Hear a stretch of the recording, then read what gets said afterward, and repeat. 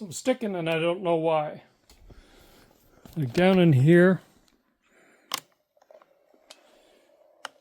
this here, I can't point to it. That there is what engages with the trigger for the choke, I believe. And I've cleaned it. Even put some oil on it to make it slippery. But still, when you start it up, and when you go to press the trigger, it slips into either half choke or full choke. So I'll start it again now. If I can start it.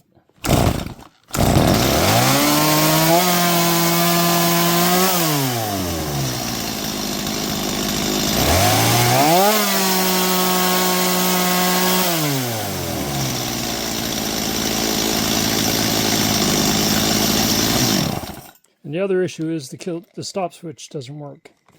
I'm pretty sure that wire's in the right spot,